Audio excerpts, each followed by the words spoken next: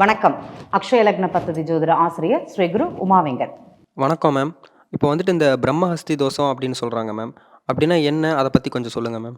இந்த பிரம்மஹத்தி தோஷம் அப்படிங்கிறது எல்லாருடைய ஜாதகத்திலையும் இருக்குமானா கிடையாது. சில காலங்களில் பிறந்தவர்கள் மட்டும்தான் இந்த பிரம்மஹத்தி தோஷங்கிறது அங்கே குறிகாட்டும். நம்ம முன்னோர்கள் அப்படிங்கிறத விட இன்றைக்கி நம்ம செய்யக்கூடிய செயல்கள் அப்படிங்கிறது நல்ல விதமாக அமைந்தால் மட்டுமே நம்ம இதிலேருந்து காப்பாற்றிக்கலாம் அப்படிங்கிறத சொல்லலாம். சில கிரக சேர்க்கைகள் இந்த பிரம்மஹத்தி தோஷத்தை குறிகாட்டுமானா நம்ம அதை உணர முடியும். இந்த குரு பகவானும் சனி பகவானும் இந்த இரு கிரக சேர்க்கைகள் அப்படிங்கிறது பிரம்மஹத்தி தோஷங்கிற ஒரு பேர் இருக்கும். இந்த பிரம்மஹத்தி தோஷத்தில் என்னெல்லாம் விளைவுகள் ஏற்படும், இது பார்த்திங்கன்னா அறிவு ஞானம் சம்பந்தப்பட்டது, அதிகப்படியான ஆற்றல் அப்படிங்கிறது இருந்தாலுமே அதை வெளிப்படுத்த முடியாத ஒரு நிலையாக இருக்கும். இது எதனால் இது ஏற்பட்டது அப்படின்னு கேட்டிங்கன்னா, பிராமணர்களையும் குருக்களையும் அதே மாதிரி பசுக்களையும் யாரெல்லாம் சித்திரவதை பண்ணுறாங்களோ அவர்களுக்கு இந்த பிரம்மஹத்தி தோஷங்கிறது பிடிக்கும் அப்படிங்கிறது ஐதீகம். அப்போ நம்ம ஜாதகத்தில் குருவும் சனியும் ஒரு ராசி கட்டத்தில் அமர்ந்திருந்தாங்கன்னா நம்ம ரொம்ப அந்த பிராமணர்களையும் இந்த பூணல் போட்டவங்க யார் இருக்காங்களோ, சின்ன குழந்தையாக இருந்தாலும் சரி பெரியவங்களாக இருந்தாலும் சரி, அவங்கள மதிப்பு மரியாதையுடன் நடத்த வேண்டும் அப்படிங்கிறது தெரிஞ்சுக்கணும். அவங்களோட வேதனைப்படுத்தக்கூடாது. சிலர் பார்த்திங்கன்னா முன்ன காலங்களில் சித்திரவதை பண்ணுறது அப்படிங்கிறது இருக்கும், அதை செய்யக்கூடாது. அவர்கள் மனம் நோகும்படி கண்டிப்பாக நடக்கக்கூடாது அப்படிங்கிறத இந்த இடத்துல பதிவு பண்ணிக்கிறேன். அதே மாதிரி பார்த்திங்கன்னா இந்த பசு, நம்ம எல்லாருமே பார்த்திங்கன்னா பசுவை கோமாதாவாக வணங்கக்கூடிய காலங்கள் தான் இது. இன்றைக்கி ஒரு அமாவாசையானாலும் சரி ஒரு பௌர்ணமியானாலும் சரி பசு எங்கே இருக்குதோ கண்டிப்பாக அந்த பசுவிற்கு கீரை கட்டு போய் கொடுத்துடணும். நம்ம கர்மாவை நம்ம நிறைவேற்றணும் அப்படிங்கிற ஒரு தன்மை மட்டும்தான் இருக்குது. எவ்வளோ தான் அது சாப்பிடும், அதுக்கு சாப்பிடக்கூடிய அளவுன்னு இருக்கும். சிலர் பசுக்கள் ரோட்லேயே அலையும். என்ன பண்ணுவாங்கன்னா ஒரு கம்பு எடுத்து அடிப்பாங்க.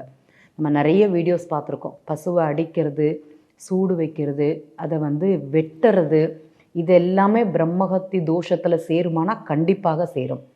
பசு வதை அப்படிங்கிறது முன்னாடி காலங்களில் நடந்துருந்தது, இப்போவும் நடக்குதானா நடக்கிறது. அதை செய்யக்கூடாது. அது பிரம்மஹத்தி தோஷத்துக்கு நிகரானதாக இருக்கும்.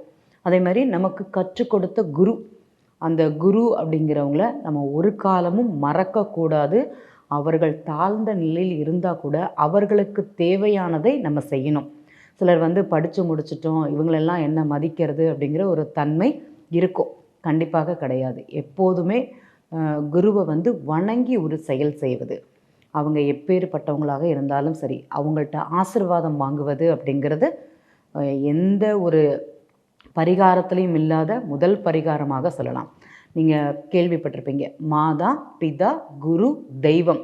மாதா அம்மாவுக்கு அப்புறமாட்டி அப்பா, அப்பாவுக்கு அப்புறமாட்டி தான் குரு, குருவுக்கு பிறகு தான் தெய்வம் அப்படிங்கிற ஒரு அர்த்தம் இருக்குது. அப்போ இந்த பெரியவங்களே பார்த்துக்கோங்கன்னா குருவன் அப்படிங்கிறது கடவுளுக்கு முன்னாடி யாரை வணங்கணும்னா குருவை தான் வணங்கணுமா. அப்போ இந்த பிரம்மஹத்தி தோஷத்தில் இந்த அடைந்தவர்கள் யாராக இருப்பாங்கன்னா அந்த குரு நிந்தனை செய்தவர்கள் தான் அதிகமாகவே இருப்பாங்கன்னு சொல்லலாம்.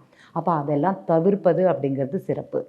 இந்த பிரம்மஹத்தி தோஷங்கிறது எனக்கு மட்டும்தான் வருதா, கடவுளுக்கெல்லாம் இல்லையான்னு கேட்டிங்கன்னா கண்டிப்பாக கிடையாது. இப்போ உங்களுக்கு தெரியும், சீதா பிராட்டியை ராவணன் சிறையெடுத்து இலங்கையில் போய் வச்சுருந்தார். அந்த ராவணனை வதம் செய்த பின் அந்த ராமர் ராமேஸ்வரத்தில் சிவலிங்கத்திற்கு பூஜை செய்தது. எதற்காக?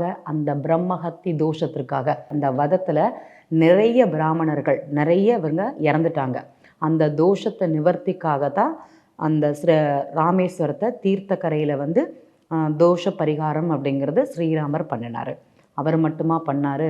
பஞ்சபாண்டவர்கள் செய்யலையா? நிஷ்கலன் மகாதேஷேத்திரம்னு கேள்விப்பட்டிருப்போம் நம்ம.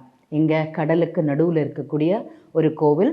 அவங்க அந்த பிரம்மஹத்தி தோஷத்திற்காக பரிகாரத்தை தேடி போகும்போது பசுவோட கூட நடந்தாங்களாம். பசு ஒரு இடத்துல காணாமல் போய் அந்த இடங்களில் பஞ்சலிங்கங்கள் அப்படிங்கிறது பிரத்யட்சப்பட்டது.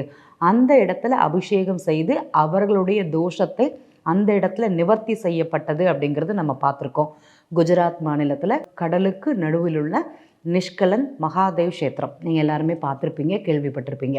அப்போ கடவுளுக்கும் இந்த பிரம்மஹத்தி தோஷம் இருக்குதானா? இருக்குது. பிராமணர்களை இன்னைக்கு யாரும் வதம் செய்கிறது கிடையாது.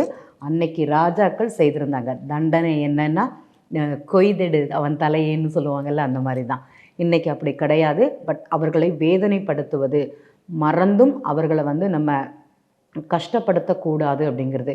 இன்றைக்கி கோவிலுக்கு போனால் கூட ஒரு பூணல் போட்ட யாராட்டும் இருந்தால் கூட அவங்கள ஒரு அர்ச்சனைக்காக கொடுக்குறோம். ஒரு 10 ரூபா, நீங்கள் எப்போதும் 10 ரூபா கொடுக்குறீங்கன்னா இன்னொரு 10 ரூபா கொடுங்க. அவர்கள் மனம் அப்படிங்கிறது மகிழும். பெரிய பெரிய கோவில்கள்லாம் செல்ல, சின்ன சின்ன கோவில்களில் இருக்கக்கூடிய பிராமணர்களுக்கு தானம் கொடுப்பது.